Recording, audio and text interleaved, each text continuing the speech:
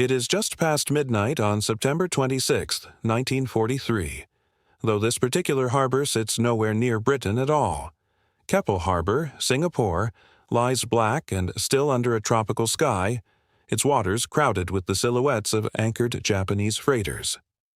6 men move through that darkness in 3 collapsible canoes, paddles dipping without a splash, their skin stained brown with dye, their breathing slow and deliberate. They are not soldiers in any conventional sense. They are operatives of a secret department, trained in a discipline that barely existed 4 years earlier, and strapped to each canoe are small, rounded objects that look almost comically unthreatening. Roughly the size of a dinner plate, magnetized on one face, packed with explosive on the other. One by one, the men slip alongside the hulls of enemy shipping and press these objects against the steel below the waterline. There is a soft click as the magnets bite. Then nothing. No noise, no flash, no indication whatsoever that anything has happened at all. The men paddle away into the dark and the harbor falls silent again. Hours later, the silence ends violently. A sequence of explosions tears through the anchored fleet, and by dawn, several Japanese vessels are sinking or burning at their moorings. There has been no air raid, no submarine sighting, no warning of any kind. To the Japanese authorities in Singapore, it appears as though their own ships have simply detonated of their own accord, in the middle of a heavily defended harbor with no enemy anywhere in sight. This is the limpet mine, and it represents one of the strangest and most quietly effective weapons to emerge from the Second World War. It was not large, it was not fast, it did not scream through the air or flatten city blocks. It was, in fact, designed to do almost nothing at all in the moment of its use, which was precisely the point. Its entire purpose was to attach itself to something solid and then wait, sometimes for hours, while the men who placed it walked, paddled, or sailed calmly away.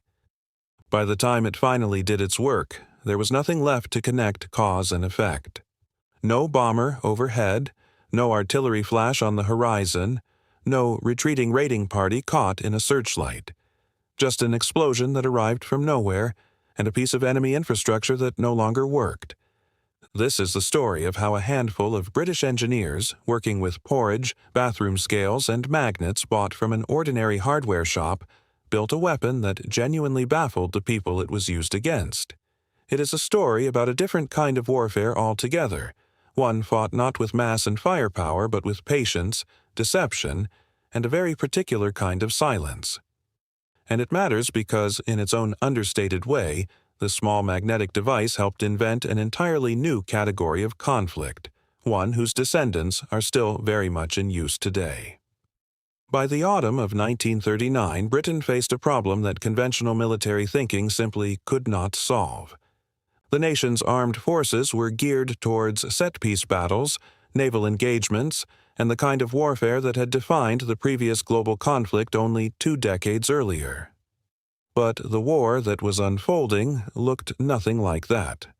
German forces had occupied or were poised to occupy huge stretches of continental Europe, and with that occupation came an enormous logistical apparatus: ships in harbor, railway lines, fuel depots, vehicle parks, all of it sitting deep behind enemy lines, far beyond the reach of any conventional British soldier. Bombing such targets from the air carried obvious limitations. Aircraft of the period lacked anything resembling precision, and a raid large enough to guarantee hitting a single ship in a crowded harbor risked leveling the surrounding town along with it, at a cost in aircraft and aircrew that Britain, in the early years of the war, could barely afford. Conventional sabotage carried its own problems. A man caught planting a standard explosive charge with its fuse already burning or its mechanism already ticking was a man caught in the act, with all the consequences that implied for him and for anyone sheltering him. What was needed was something that could be placed by a single person in a matter of seconds without specialist equipment, and which would then do nothing visible for a significant period afterwards. The attacker needed to be able to walk away, blend back into a crowd or a fishing fleet, and be a considerable distance from the scene before anything happened. Existing demolition charges simply did not allow for this. They generally required either a fuse, which burned at a fixed and fairly short rate and which produced a visible trail of smoke and sparks, or a mechanical clockwork timer, which was bulky, required winding, and was prone to the kind of mechanical failure that becomes catastrophic when failure means a live charge sitting undetected in the wrong place. There was a further complication specific to one obvious category of target: ships. A vessel's hull, sitting at anchor, was an enormously tempting target, but attaching anything to it without being seen or heard was extraordinarily difficult. Rivets, hatches, and rope are not designed to hold an explosive charge in place, and any solution involving adhesives or mechanical clamps demanded time and noise that a saboteur, often working at night in cold water with enemy sentries patrolling nearby, simply did not have.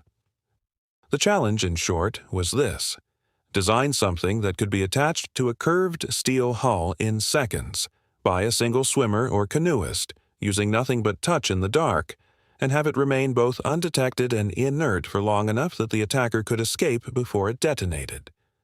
To engineers working with the technology of 1939, that requirement bordered on the impossible.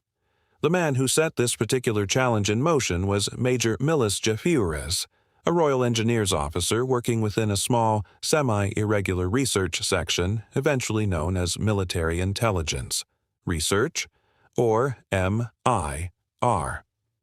Jeffries had a clear idea of what he wanted and very little idea of how to build it. He wanted an explosive charge with a magnetized shell, strong enough to cling firmly to a ship's iron hull, paired with a delay mechanism reliable enough to be trusted with a man's life. He had not found a magnet powerful enough, nor a trigger he trusted, and so in 1939 he reached out to a contact named Stuart McCrae, then an editor at an engineering hobbyist magazine, after spotting an advertisement for powerful magnets in its pages. What followed was a piece of wartime improvisation almost too eccentric to invent. McCrae and a colleague, Cecil Vanderpeer Clark, traveled to Bedford and began assembling a prototype using parts bought from ordinary shops. They purchased large tin bowls from a Woolworth's department store and high-powered magnets from a hardware store, then commissioned a custom-made grooved metal ring from a local tinsmith. The ring was fitted to the bowl, the magnets bedded into the ring with bitumen, and for the explosive filling that would eventually be live blasting gelatine, the two men instead packed the prototype with ordinary porridge, sealed beneath a watertight lid, simply to test whether the assembled device was light enough for the magnets to hold its weight against a metal surface. They tested an early version, with characteristic British discretion, at a public swimming baths in Bedford, to the bemusement of the staff. The device that emerged from this work, formerly known as the limpet mine for its resemblance to the small sea snail that clings to rock, was deceptively simple in concept. A swimmer or diver could attach the mine, which was designed with hollow compartments giving it a very slight negative buoyancy, making it far easier to manage underwater than a solid lump of metal and explosive would have been. Around its circumference sat a ring of powerful magnets, strong enough to hold the device firmly against a curved iron hull even in moving water, yet positioned so that a trained operative could press the mine into place and feel it lock on within a second or two. The standard rigid version used by British forces carried around 4.5 pounds, roughly 2 kilograms of explosive, and when placed about 2 meters below a ship's waterline, it was capable of opening a substantial hole in an unarmored hull. For agents working ashore who needed to reach hulls from a quayside rather than swim out to them, SOE could supply a placing rod roughly 5 feet, or 1.5 meters, in length, allowing the mine to be lowered and pressed home without the operative entering the water at all. The genuinely clever part of the weapon, however, was not the magnet. It was the fuse. Rather than relying on a burning cord or a wound clockwork spring, British engineers developed a chemical delay system that became known, with typical understatement, as the time pencil. Developed at Aston House in Hertfordshire, the device was made of a slim brass or aluminium tube, roughly the size and shape of an ordinary pencil, containing a small glass vial of corrosive chemical at one end and a spring-loaded striker held under tension by a thin restraining wire at the other. To start the mechanism, the operative simply crushed the section of tube containing the vial, breaking the glass and releasing the chemical onto the wire.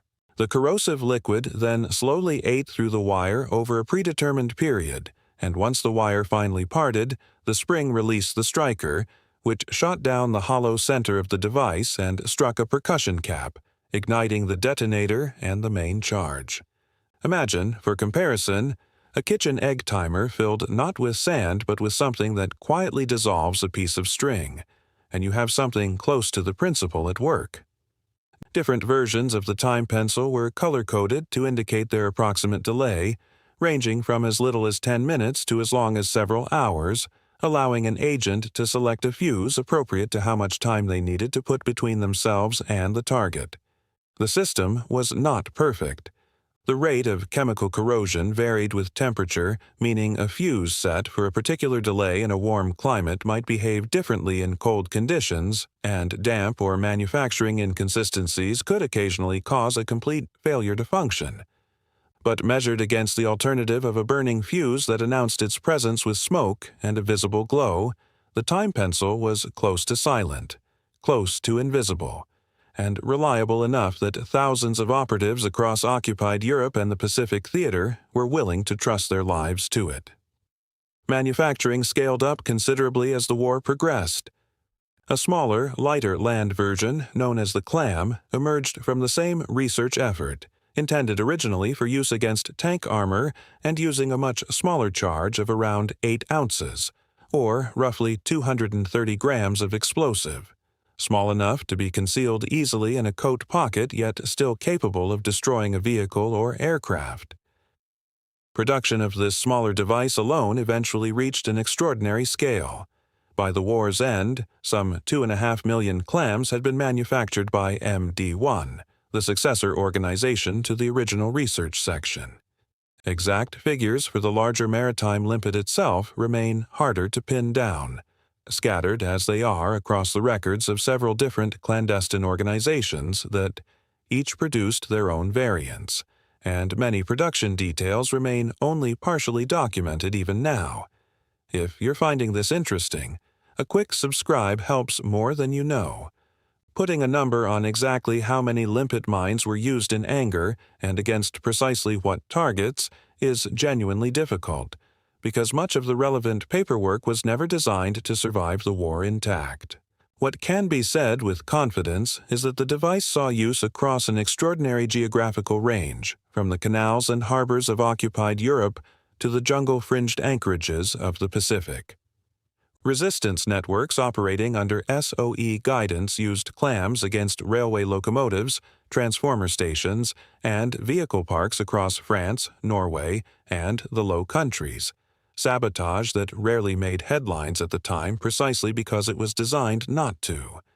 The most celebrated single use of the maritime limpet mine remains Operation Jaywick, carried out in September 1943 by a small joint Australian and British team operating under the cover name Z Special Unit. 14 men sailed an old wooden fishing vessel, renamed the Crate, thousands of miles from Western Australia towards Japanese-occupied Singapore, disguised throughout as local fishermen. On the night of 25th and 26th of September 1943, 6 of them paddled by collapsible canoe into Keppel Harbour and attached limpet mines to several Japanese ships before withdrawing to a hidden forward base nearby. The raid caught the Japanese authorities entirely by surprise. Not suspecting that such an attack could possibly be launched from Australia, they instead assumed local saboteurs, most likely pro-communist Chinese guerrillas operating within Singapore itself, were responsible. The psychological effect of that confusion proved devastating, though not in the way the raiders intended.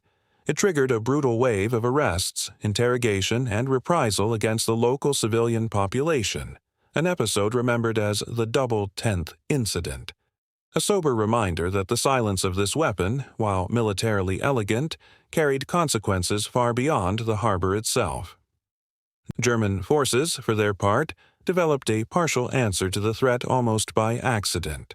A textured coating applied to the surface of German tanks intended primarily to defeat hollow-charge anti-tank weapons by creating an air gap also happened to prevent magnetic mines from gripping the armor effectively. It is worth being precise here, since the point is often overstated. This coating, known as Zimmerit, was not developed specifically as a countermeasure to the British limpet, and the limpet itself was not the original inspiration for magnetic mine technology generally. The Japanese had independently developed their own magnetic anti-tank mine years earlier, and one wartime report noted with interest that a smaller SOE training device bore a notable resemblance to this Japanese design, though whether one influenced the other directly remains, frankly, unknown. What can be said is that no German equivalent ever achieved quite the same combination of simplicity, concealability, and silent delay that the British time pencil and magnetic housing produced together. American forces, working in close cooperation with British research, largely adopted limpet and time pencil technology rather than developing a wholly separate parallel system, a rare instance of one side's clandestine engineering effort becoming something close to an Allied standard. Assessing the true historical impact of the limpet mine requires a certain amount of honesty about what can and cannot be proven. The material damage inflicted by any single mine was modest by the standards of conventional warfare. A few kilograms of explosive will sink a single merchant ship, but it will not turn a battle.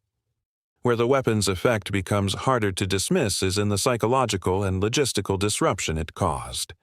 A harbor authority that cannot explain why its own ships are exploding at anchor must begin treating every vessel, every dock, every loading crew as a potential point of sabotage, and that suspicion consumes manpower, time, and morale, far out of proportion to the size of the original charge. Operation Jaywick alone is credited with sinking or seriously damaging several Japanese vessels amounting to tens of thousands of tons of shipping, though even here, post-war reconciliation of Allied and Japanese records suggests the precise tonnage and the exact number of ships sunk outright, as opposed to damaged and later repaired, remains a matter of some scholarly disagreement. What is not in dispute is the influence this technology had on everything that followed. The combination of a concealable magnetic charge and a chemical, near-silent delay fuse became a template copied and refined for decades, underpinning Cold War-era sabotage equipment and shaping the basic toolkit of irregular and special forces warfare long after 1945. Surviving examples of the limpet mine and the time pencil can today be seen in museum collections including the Imperial War Museum in London, which holds several variants in its stores, and the Australian War Memorial in Canberra, while the very vessel that carried the Jaywick raiders, the Crate, is preserved as a floating exhibit at the Australian National Maritime Museum in Sydney. Return for a moment to that harbour in the dark. 6 men in canoes, a handful of magnetized discs no larger than dinner plates, pressed by hand against curved steel hulls. No explosion in that moment, no flash, no noise at all beyond the gentle suck of water against a hull.